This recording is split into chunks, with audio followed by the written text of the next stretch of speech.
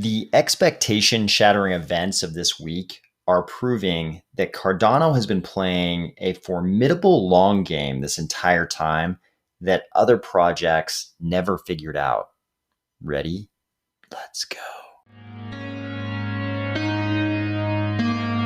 Hey, smart contract blockchain projects. I know you've been living the good life for a couple of years, but that whole DeFi thing you've been hanging your hats on, that's about to get pounded by Thor's regulation hammer. Thor's got your precious decentralized finance up on the anvil, and he's got his arm all cocked back. He's going to do some hammer time on DeFi, only he doesn't look like the Australian Hollywood Thor. He looks like an octogenarian, 100-millionaire congresswoman. There she is, ladies and gentlemen, Nancy Pelosi. 81 years old, born in 1940. She has been in the House of Representatives since 1987, but somehow in that time, during that time, she's managed to rack up a net worth of something like $100 million, according to this report right here. She doesn't give a damn about DeFi except to crush it under her boot if it suits her interests. She is the Speaker of the House of Representatives, second in line of succession to the presidency after the vice president. And here are her campaign contributors: Google, Microsoft, Amazon, Facebook, Apple. Guess what they all have in common? They don't have any interest in a Web 3.0 led by a bunch of decentralized blockchain companies. They want the centralized web that they currently run. They are currently at the center of all global tech, and they want it to stay that way. They don't want a Web 3.0. They don't want decentralization. They're already at the center. They want centralization just like it is now.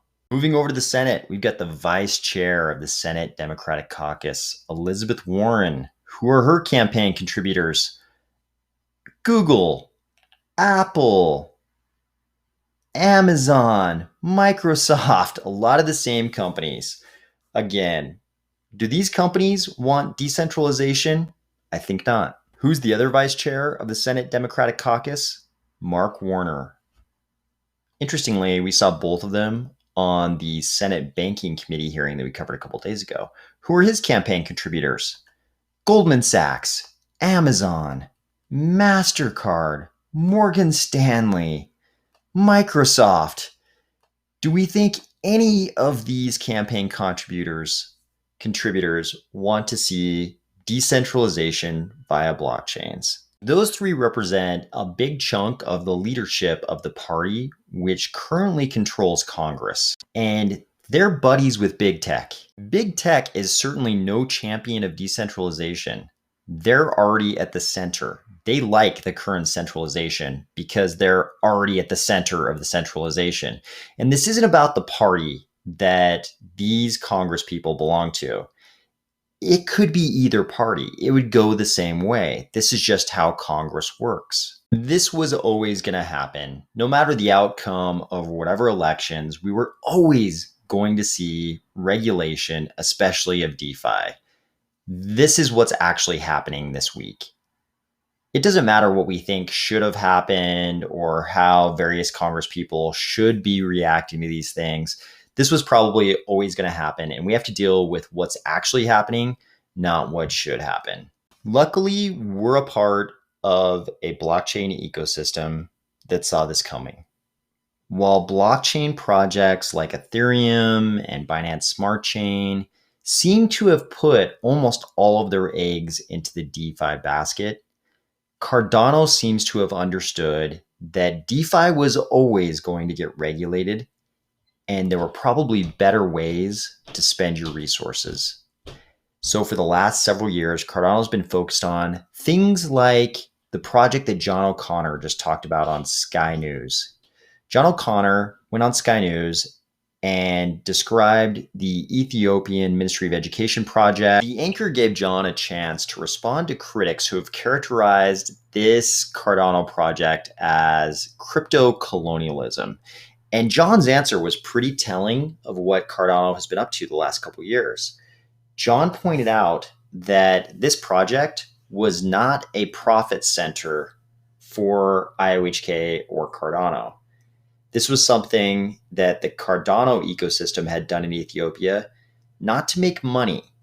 It wasn't any kind of like core business of IOHK or any other entity in Cardano. This is because Cardano hasn't been focused on metrics like total value locked. I believe that Cardano knew that those metrics were going to become meaningless as soon as that regulatory congressional Thor's hammer came down on DeFi. They knew that things like humans involved in the ecosystem was going to be more important in the long term than metrics like total value locked in DeFi projects. Cardano's been busy talking to countries like Ethiopia and Georgia and Mongolia and El Salvador, who recently made big news by making Bitcoin legal tender. But behind the scenes, we've seen coverage of previous articles by this Salvadorian publication Alfaro and an additional article dated today that behind the scenes, while the rest of the world heard about the Bitcoin adoption by El Salvador may have also been working on creating its own stablecoin to be called the Colon dollar and digitizing the entire government. And in this series of articles by this publication Alfaro, we see that Alfaro is reporting that the brothers of the president of El Salvador here, Yusuf and Ibrahim Bukele, were meeting with this Cypriot company WizGrid, along with representatives from Algorand and Cardano. It's obvious when we look at the description of the digitization of the government project, one half of all this, when we look at that project, they're talking about things like digitizing the kinds of government records that the Ethiopian government was interested. In this case, it goes far beyond what the Ethiopian government did with the Ministry of Education. El Salvador wants to digitize everything in the government and put it on the blockchain. Tax forms, medical records, property deeds, vaccination records, birth certificates, subsidy cards, professional and academic records, even police and criminal records, according to Alfaro. They want to digitize everything. This has a tall prism written all over it. They also want to issue this Colon dollar stablecoin.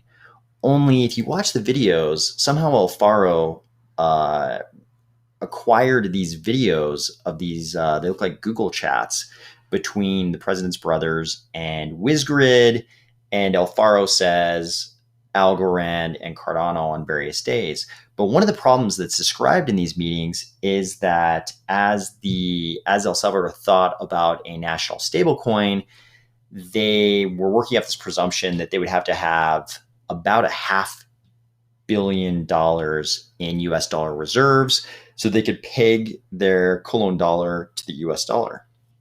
This is a problem, but Cardano has a solution to that problem.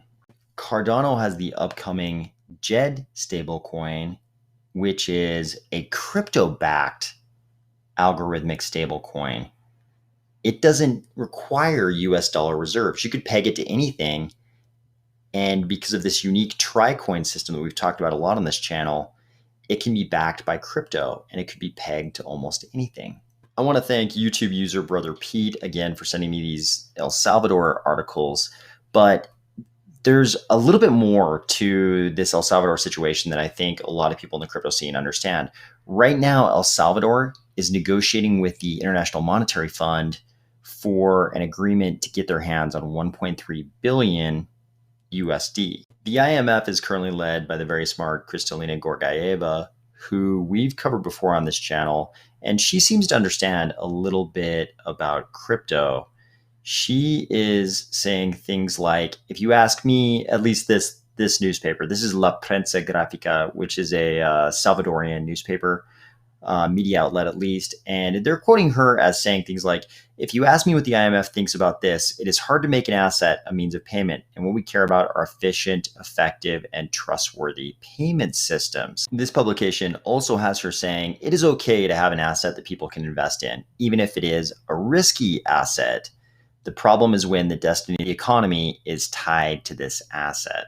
They also have her differentiating high-risk crypto assets like Bitcoin, presumably, from other crypto assets such as stablecoins. It looks like this publication is taking on these quotes from an International Monetary Fund forum on digital currencies. And they also point out that Georgieva seemed to be pretty comfortable with the route taken by the Central Bank of the Bahamas, where they issued a stablecoin called the Sand Dollar. So why are we going through all these intricate details in the relationship between the IMF and El Salvador? It's because if El Salvador wants this 1.3 billion US dollars from the IMF, they probably need to make sure the IMF is comfortable with what they're doing. And they're doing something pretty radical by adopting Bitcoin as legal tender. But it sounds like Kristalina Georgieva is not so subtly signaling to El Salvador, hey, this is pretty wild what you're doing with Bitcoin, but it's probably going to look a lot better to us if you just go ahead and issue a national stablecoin, kind of like what the Bahamas has done. And of course, the problem, as we've already covered for El Salvador, is that they believe that in order to have a USD pegged stablecoin, they would need to have $500 million in USD.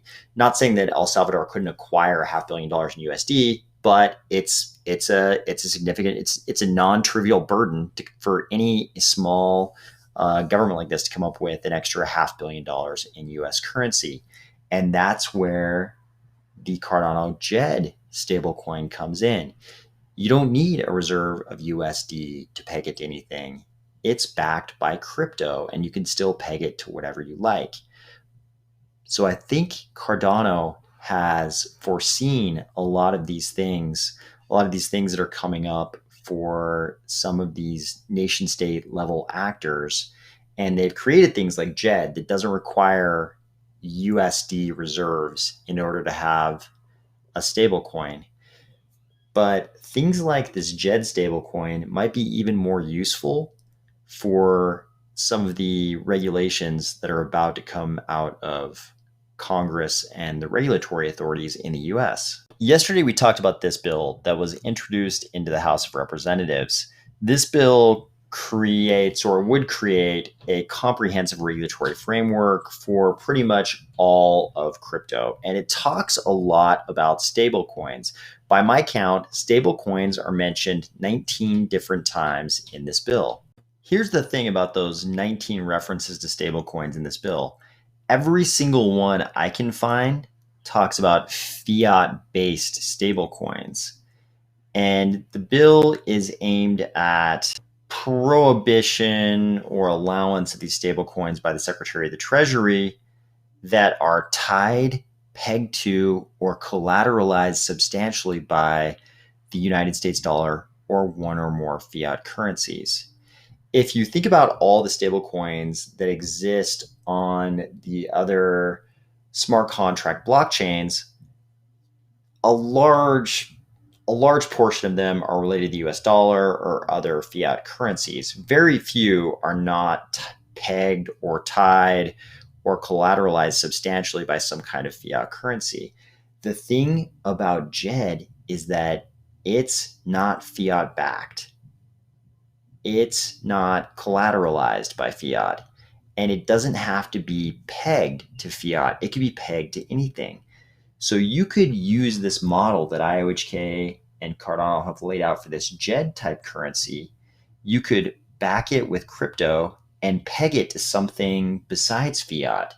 You could peg it to any unit of value that's not fiat. And it doesn't seem that this bill would be concerned with that stable coin. I mean, this is just a draft. This is just the current form of the bill. This is the way it was introduced into the House of Representatives. We don't know what changes will be made. We don't even know if it'll be passed.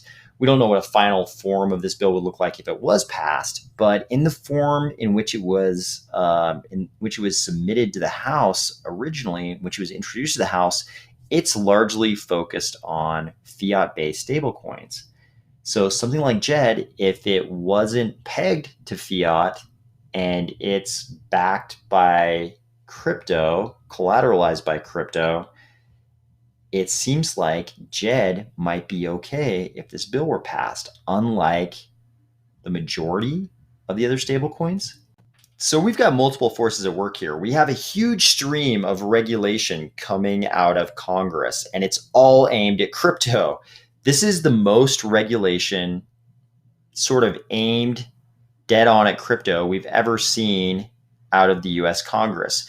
And it all looks like it'd be very detrimental to DeFi. It's hard to pick out which currently existing DeFi projects would actually survive the regulations between this bill introduced by Congressman Beyer and the proposed infrastructure bill, which creates all of the reporting requirements for virtually any party in crypto that is executing or validating transactions, possibly. We don't know. The language is so vague, it's hard to imagine what form of language will actually exist in the final infrastructure bill. But the current language would be super detrimental to crypto in general, definitely create a very burdensome reporting framework.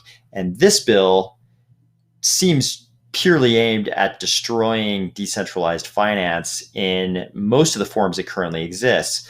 Then if you think about crypto outside of the United States, even in jurisdictions as far-flung as El Salvador, where they just want to whole cloth adopt crypto, you have these international organizations like the IMF even putting pressure on a country like El Salvador to not adopt what they see as a volatile and high risk crypto asset like Bitcoin or Ethereum, but for actual use within their economy to adopt something more like a stable coin. And then those countries run into the problem like, okay, then we have to have if we peg it to something like the dollar, then we have to have this huge reserve of US dollars. That's pretty burdensome. In all these cases, Cardano seems to have a solution, both for the El Salvadors of the world who, might need to have stable coins, but don't want to have these giant reserves of US dollars to do so. They've got Djed.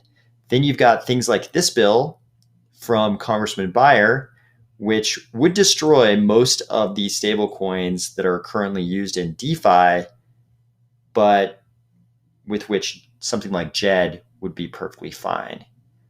So it seems like while a lot of blockchain projects they've been looking at where the ball currently was. A lot of the action in the smart contract innovation space was aimed at DeFi the way it existed before all these regulations. And it seems like Cardano was not building for where the ball currently was, but where they thought the ball was going to be down the road. And I believe their projections were all based on a world where DeFi is regulated, just like it is proposed to be here, and where things like humans became more important than total value locked in things like liquidity pools. And nation state adoption was going to become very important. And nation states might need things like stable coins that don't require giant reserves of US dollars. I could be wrong, but it looks like we're just now entering a future that Cardano's been building for all along. Talk to you tomorrow.